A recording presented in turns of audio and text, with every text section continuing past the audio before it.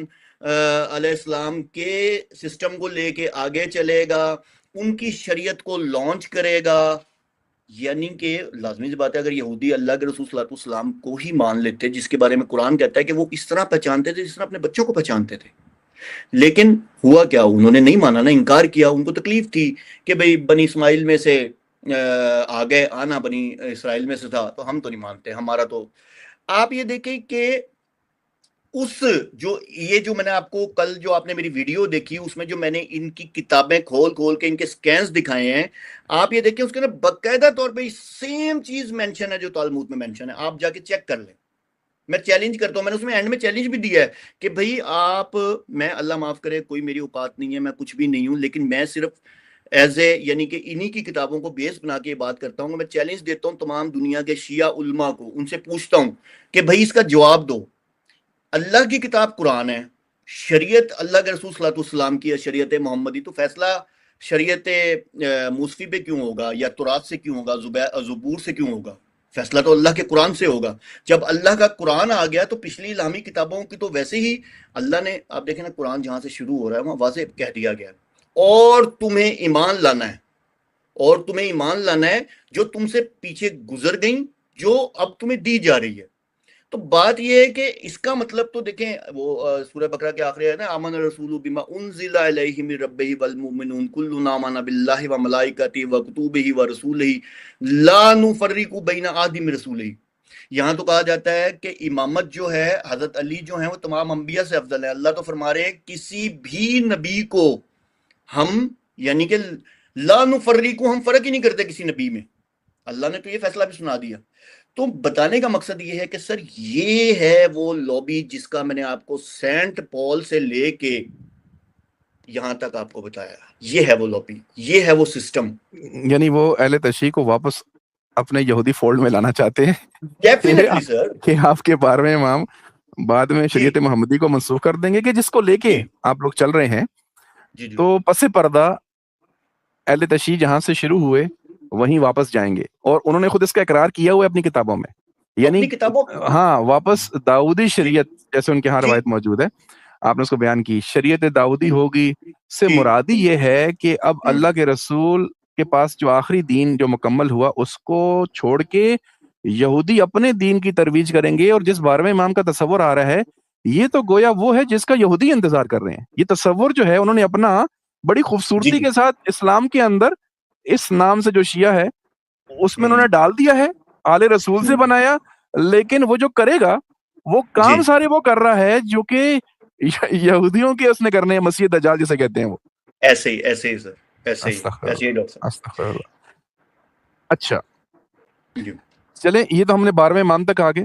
یہ جو امامت کا تصور ہے 12ویں امام سے اگر تھوڑا سا اس کے اوپر ہم بات کر لیں کہ اہل تشیع 12 اماموں کو مانتے ہیں.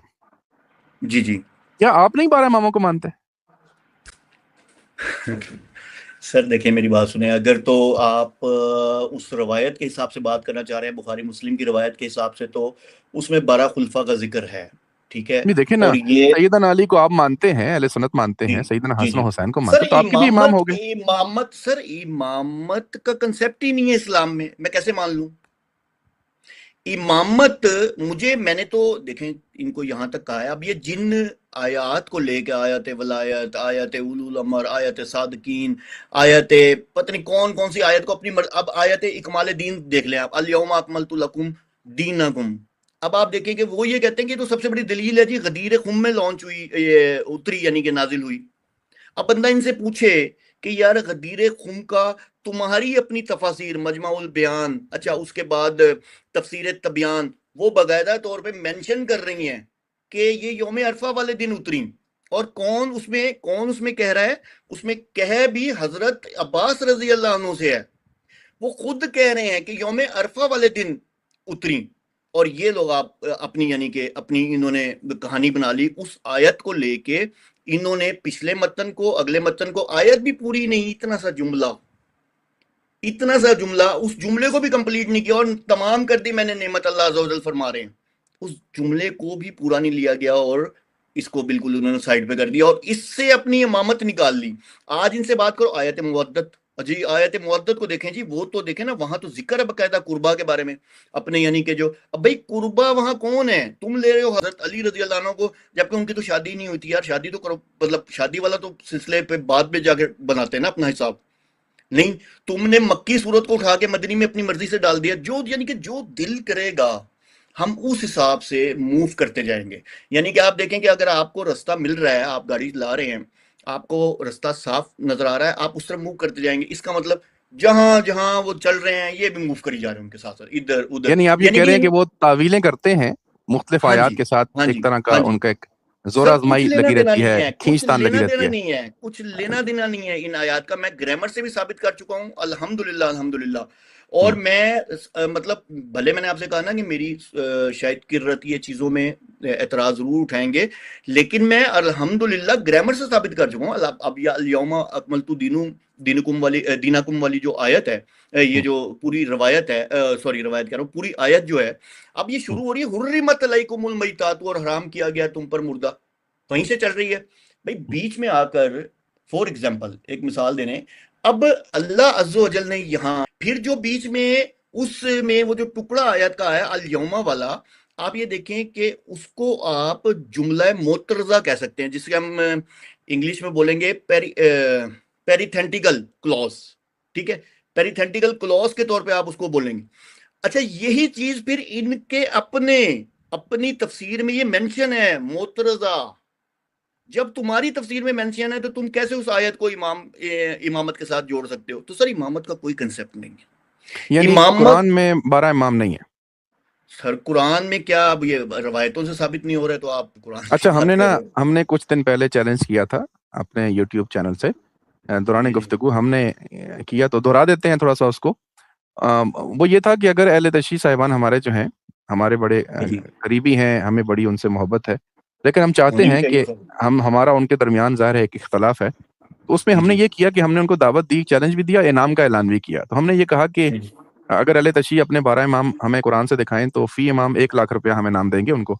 اگر وہ صراحت سے، وضاحت سے کہیں دکھا دیں تو اس پہ لوگوں نے ڈونیشن کرنا شروع کر دی کہ 1 لاکھ میری طرف سے لگائیں، 1 لاکھ میری طرف سے لگائیں۔ تو ہم نے کوئی 88 لاکھ کی کمٹمنٹس دی تھی، ہمارے پاس سارے نام پڑے ہیں کامنٹ سیکشن سے بھی۔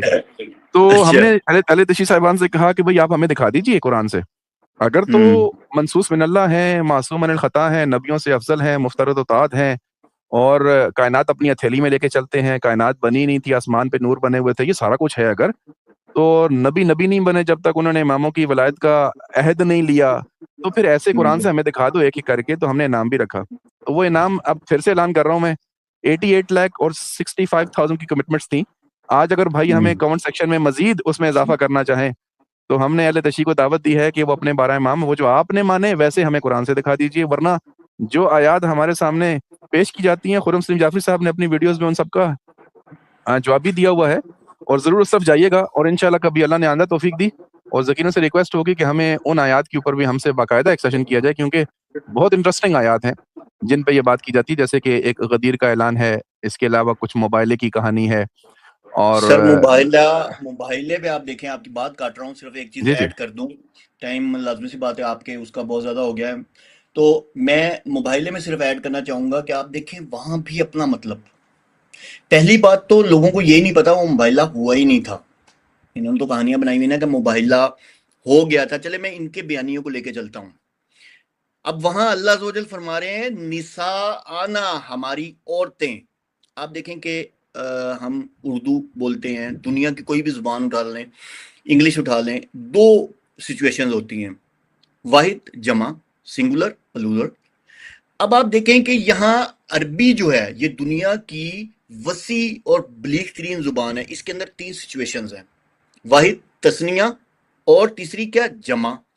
اب آپ یہ دیکھیں کہ یہ جو 3 چیزیں آتی ہیں اگر 2 سے اوپر چلی جائیں گی تو وہ تثنیہ ہو جائیں گی جمع، لیکن 2 کی حد تک تو وہ تثنیہ، یعنی تثنیہ کہہ رہا ہوں جمع ہو جائیں گی، 2 کی حد تک وہ تثنیہ ہیں۔ تو اب میرا سوال ہے کہ نساء آنا کسی بھی لسان العرب کیا بڑی سے بڑی عربی کتاب سے ثابت کر دیں کہ وہاں جمع نہیں ہے، وہاں جمع کا صیغہ ہی نہیں ہے۔ جمع کے صیغہ کے حساب سے تو بات ہو رہا ہے ہماری عورتیں، اور ایک کامن سینس کی بات ہے، ہماری عورتوں، عورت کس کو کہتے ہیں سر؟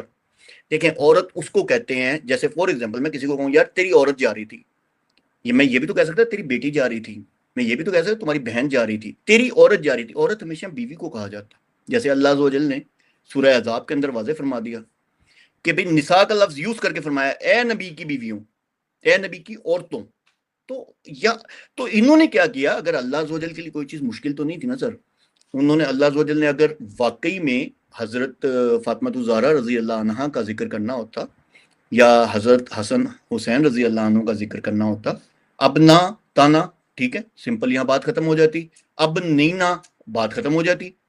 لیکن اللہ عز و جل نے وہاں مینشن کیا ہے، اس کا مطلب ہے کہ اللہ کے رسول صلی اللہ علیہ وسلم کا پورا خاندان.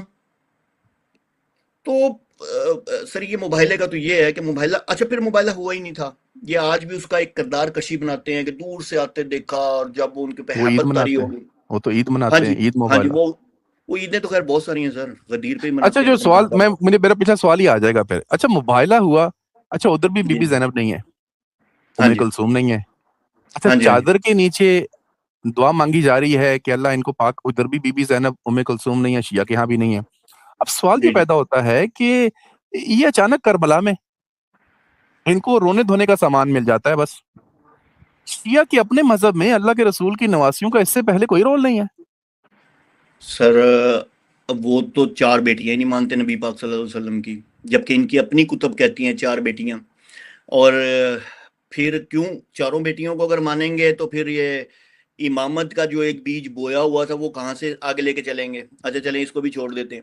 حضرت زینب رضی اللہ عنہا کی بات کر لیں. اچھا ہاں، میں آپ کو ایک امپورٹنٹ بات بتانا بھول گیا. حضرت، یہ لوگ تو اتنی باتیں کرتے ہیں، ان لوگوں کو بیچاروں کو اتنا نہیں پتا، حضرت زینب رضی اللہ عنہا کا دماد تھا یزید. آپ اچھا ڈیفینیٹلی جانتے ہوں گے. آپ کیسی باتیں کر رہے ہیں؟ میں سر آپ کو بالکل وثوق سے بات کر رہا آپ ہوں، کہہ رہے کہیں تو ہیں کہ میں بھی آپ یزید کو. جو ہے وہ داماد اہل بیت ہے. جی میں آپ کو اگر کہیں تو میں لے کے تو آیا تھا ساتھ، لیکن ایسا موقع ہی نہیں ملا. میں آپ کو باقاعدہ طور پہ ریفرنس، کہیں تو ریفرنس دے دیتا ہوں، جا کے جو ہم چیک کر نے لیجیے گا. ویسے میری جو ہم ویڈیو تک اویلیبل ہے ویسے. سیدہ